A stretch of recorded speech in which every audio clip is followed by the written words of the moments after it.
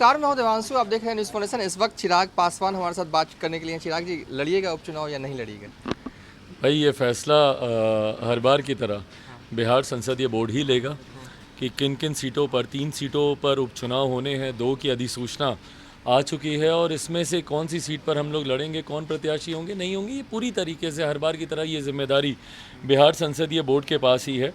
कल आप सबकी जानकारी में है कि हुलास पांडे जी ने इसको लेकर संसदीय बोर्ड की बैठक बुलाई है, जिसमें कई फैसले लिए गए हैं, जिसकी अभी विधिवत जानकारी मुझे नहीं दी गई है। आज कल परसों में हम लोग बैठेंगे। कल आप सब जानते हैं मेरे नेता, मेरे पिता को गए हुए कल 2 साल हो जाएंगे, उनकी कल दूसरी पुण्यतिथि है और इसको लेकर हम लोगों ने शहर बन्नी में एक बड़े कार्यक्रम का आयोजन हम लोगों ने किया है।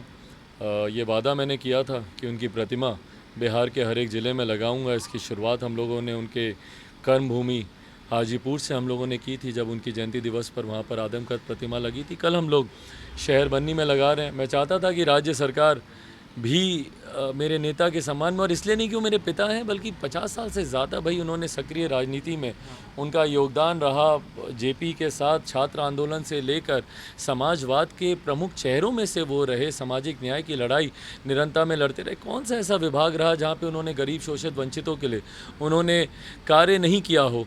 ऐसे में उम्मीद राज्य सरकार से थी, बट मुख्यमंत्री नीतीश कुमार जी हमेशा मेरे नेता के विरोधी रहे हैं। जो उनको जीते जी जिन्होंने उनको सम्मान नहीं दिया, उनके जाने के बाद मुख्यमंत्री उनको सम्मान दे, ये उम्मीद भी रखना खैर गलत था।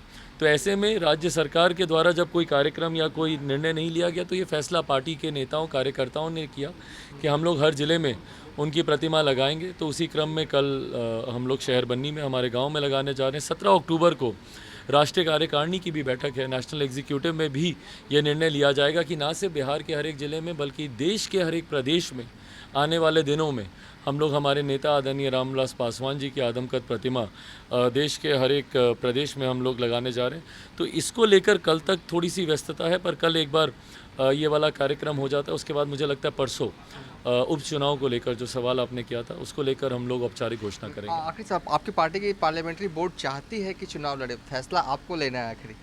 भाई ये जानकारी आपके पास आई है, एक बार मेरे पास भी विधिवत तरीके से आ जाए कि संसदीय बोर्ड का क्या फैसला है। जो फैसला होगा उस पर अमल ज़रूर किया जाएगा। क्या कहेंगे जो महागठबंधन में हो रहा है और आरजेडी के अंदर हो रहा है, जगदानंद सिंह को लेकर? जगदानंद सिंह इस्तीफा देना चाहते हैं। इन सब चीज़ों को लग रहा है कि चलेगी? भाई मुझे नहीं पता जगदानंद बाबू का क्या सोच है। ये जानकारी ज़रूर सूत्रों के माध्यम से आ रही है कि नाराज़ हैं, किसी बात को लेकर असंतुष्ट हैं, इस्तीफ़ा देना चाहते हैं। पर ये तो एक दल की बात है और ये राष्ट्रीय जनता दल का अपना पूरी तरीके से इंटरनल मैटर है, उसमें हम लोग का कुछ भी बोलना उचित नहीं है। गठबंधन पे इसका असर क्या पड़ेगा, ये देखने वाली बात होगी। क्या उनके इस्तीफ़ा देने का कारण, जिस तरीके से उनके सुपुत्र ने भ्रष्टाचार के आरोप लगाते हुए इस्तीफ़ा दिया, क्या ये कारण है? मैं सबसे पहले पूर्व कृषि मंत्री, उनको मैं बधाई दूंगा, धन्यवाद दूंगा कि उन्होंने भ्रष्टाचार के खिलाफ ना सिर्फ अपनी आवाज़ उन्होंने बुलंद की, बल्कि इसके खिलाफ उन्होंने कदम भी उठाया। और कृषि मंत्री के पद से जिस तरीके से उन्होंने इस्तीफ़ा दिया, ये अपने में दर्शाता है कि बिहार सरकार में भ्रष्टाचार, जो मुख्यमंत्री बनावटी बातें बोलते हैं, ज़ीरो टॉलरेंस है, ये दर्शाता है कि भैया इतना ज़्यादा वो भ्रष्टाचार को टॉलरेट करते हैं कि उनके मंत्रियों के लिए अब टॉलरेट करना असंभव हो गया।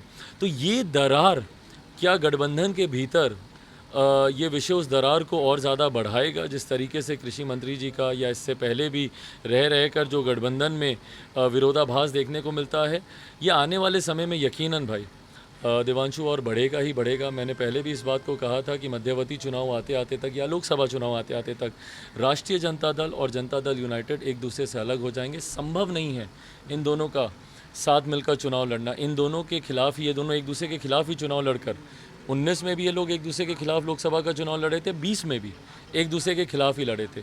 जो जीता उन्होंने अपने ही गठबंधन के दूसरे दल के साथी को हराया। तो ऐसे में कैसे सीटों का बंटवारा होगा, सीटों का चयन होगा चुनाव आते आते तक, ये असंभव है। बहुत जल्द राजद और जदयू अलग होगा, ये ज़रूर सत्य है। चलिए, ये थे चिराग पासवान, जो साफ तौर पे कह रहे हैं कि परसों जो है वो ऐलान कर दिया जाएगा बिहार उपचुनाव को लेकर, और साथ ही कहा कि ये महागठबंधन की सरकार है, वो चलने वाली नहीं है फिलहाल। अभी तक के लिए इतना ही। आप देखते रहिए न्यूज़ फाउंडेशन।